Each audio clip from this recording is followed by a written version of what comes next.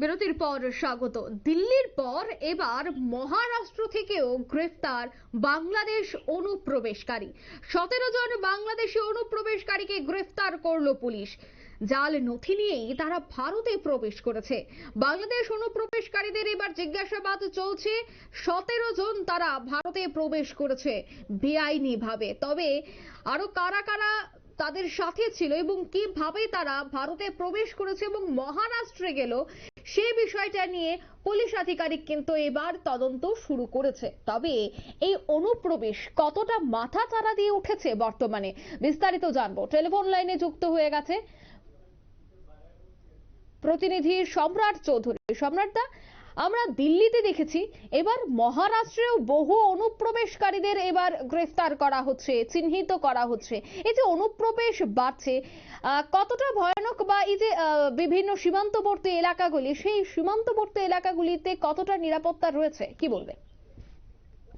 মহারাষ্ট্র থেকে যে গতকাল যে 17 জন বাংলাদেশি অনুপ্রবেশকারী বাংলাদেশি নাগরিককে তারা অনুপ্রবেশের দায়ে তাদের গ্রেফতার করা হয়েছে। এর মধ্যে 14 জন পুরুষ, 3 জন মহিলা রয়েছেন। তো এই যে বিষয়টা, এই বিষয়ে অবাক করার কোনো বিষয় নয়, কারণ বাংলাদেশ থেকে কিন্তু যারাই অনুপ্রবেশ করে ভারতে আসছেন, এটা ধরে নেওয়ার কোনো কারণ নেই যে এরা ভারতে শুধু নাশকতামূলক কাজ করতে আসছেন। ঠিক আছে, পুলিশের তরফে এই ধরনের সন্দেহ থাকে এবং ঘটনা থেকে পূর্ণাঙ্গ তদন্ত করা হয়। কিন্তু মূল বিষয় হচ্ছে, তুমি লক্ষ্য করলে দেখবে আগরতলা রেল স্টেশনে এবং রাজ্যের বিভিন্ন প্রান্ত থেকে প্রায় প্রতিদিন, বলা যেতে পারে প্রায় প্রতিদিন বাংলাদেশি নাগরিকরা অনুপ্রবেশের দায়ে কিন্তু গ্রেফতার হচ্ছেন। প্রাথমিক জিজ্ঞাসাবাদে তাদের কাছ থেকে যে তথ্য উঠে আসছে, যেটা আমরা রেল পুলিশ বা সাধারণ পুলিশের কাছ থেকে বা বিএসএফ এর কাছ থেকে আমরা জানতে পেরেছি, সেটা হচ্ছে এরা কিন্তু মূলত কাজের সন্ধানে ভারতে অনুপ্রবেশ করেন। বাংলাদেশে দীর্ঘদিন ধরে একটা আর্থিক অচলাবস্থা ছিল, বর্তমানে পরিস্থিতি আরো খারাপ।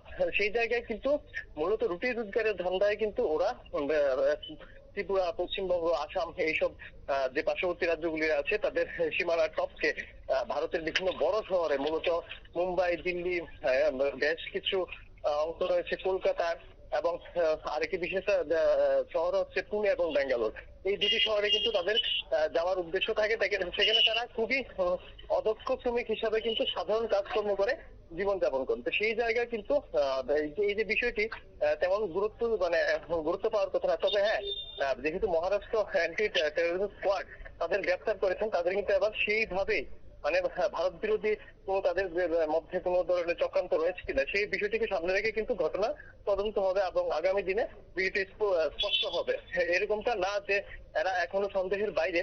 তবে সাধারণত এই যে বাংলাদেশি নাগরিকরা আসছেন, তারা কিন্তু মূলত কাজের সন্ধানে ভারতে আসছেন। তবে বিষয়টা কিন্তু কাজের সন্ধানে আসছে, বিষয়টা এত সহজ সরল বা খুবই নিরাপদ বলে ধরে নেওয়ার কোনো প্রয়োজন নেই। এই ধরনের অনুপ্রবেশ কিন্তু দেশের যে অভ্যন্তরীণ ব্যবস্থা তাতে কিন্তু গোলযোগ বাঁধানোর জন্য যথেষ্ট। অঙ্কিতা, এবং তুমি যে কথাটা বলছিলে যে তারা কাজের সন্ধানে তারা ভারতে আসে, এবং এই যে তারা প্রতিনিয়ত ভারতে আসা, অন্যদিকে বেআইনি ভাবে দেখা যায় যে তারা এখানে জায়গা জমি কিনে নেয়, বেআইনি ভাবে তারা আধার কার্ড, আই কার্ড, প্যান কার্ডও বানিয়ে নেয় এবং এখানে স্থায়ীভাবে তারা বসবাস করতে শুরু করে।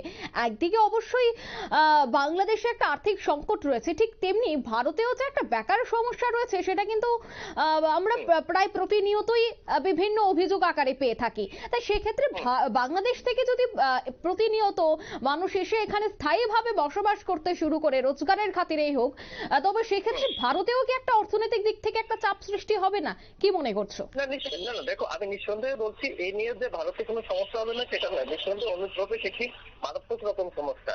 দেশ বিরোধী কোনো কার্যকলাপের মধ্যে তারা জড়িত না থাকলেও কিন্তু তারা যদি সাধারণ অর্থনীতির মধ্যে ওরা ঢুকে পড়েন, আর্থিক ব্যবস্থার মধ্যে ঢুকে পড়েন, তাহলে এগুলো তো সমস্যা। তুমি লক্ষ্য করবে গত বুধবার যে আমরা এখন যে 17 জন বাংলাদেশি নাগরিকের বিষয় নিয়ে আলোচনা করছি, তাদের যে গ্রেফতারির বিষয়টি, তা কিন্তু পুলিশ অন্য এক বাংলাদেশি নাগরিককে মাধ্যমে কিন্তু পেয়েছেন।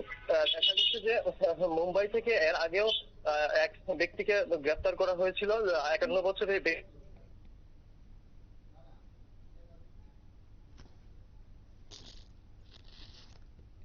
সম্রাট, শোনা যাচ্ছে?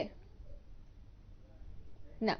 যান্ত্রিক গোলযোগের জন্য আমাদের যোগাযোগ বিচ্ছিন্ন হয়ে যায়। আমরা আবারও চেষ্টা করব, যেহেতু এটা একেবারে ভারতের অভ্যন্তরীণ একটা বিষয়, তাই ভারতের অভ্যন্তরীণ বিষয়ে কতটা প্রভাব পড়বে, কারণ যেভাবে বেআইনি অনুপ্রবেশ ঘটছে, তাই এই অনুপ্রবেশ কতটা হুমকির মুখে ভারতের অর্থনীতি।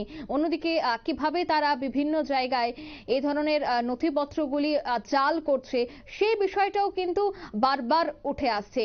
কারণ 17 জন বাংলাদেশি অনুপ্রবেশ, এবং শুধুমাত্র 17 জন নয়, প্রায় প্রতিদিন হাজারেরও বেশি সাধারণ মানুষ বা বাংলাদেশিরা ভারতে প্রবেশ করছে। আমরা আবারও টেলিফোন লাইনে যুক্ত করে নিয়েছি আমাদের প্রতিনিধি সম্রাট চৌধুরীকে। সম্রাট, শোনা যাচ্ছে? হ্যাঁ, শোনা যাচ্ছে। ঠিক কি বলছিলে? আমি যেটা বলছিলাম যে কিছুদিন আগে মুম্বাইয়ে মহিউদ্দিন নামে এক 51 বছরের ব্যক্তিকে গ্রেফতার করেছিল সেখানকার অ্যান্টি টেরোরিজম স্কোয়াড রয়েছে সেই নিরাপত্তা সংস্থাকে, এবং দেখা গেছে তাকে জেরা করে উনি 34 বছর ধরে ভারতে অবস্থান করছেন।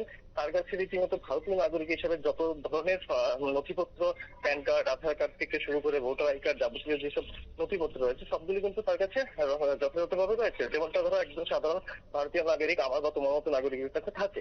এখন প্রশ্ন হচ্ছে যে শুধুমাত্র সীমান্ত সুরক্ষা সুনিশ্চিত করলেই চলবে না, ভারতের অভ্যন্তরে যে প্রশাসনিক যে আমাদের প্রক্রিয়া রয়েছে বা প্রশাসনিক যে ব্যবস্থা রয়েছে তার মধ্যেও কিন্তু একটা চক্র কাজ করছে, যারা এই ধরনের বাংলাদেশি বা বিদেশি নাগরিকদের নিয়মিতভাবে অবৈধভাবে বাঁকা পথে তোমার প্যান কার্ড, আধার কার্ড বা অন্যান্য যে ভোটার সামগ্রী সেটি ব্যবস্থা করে দেন।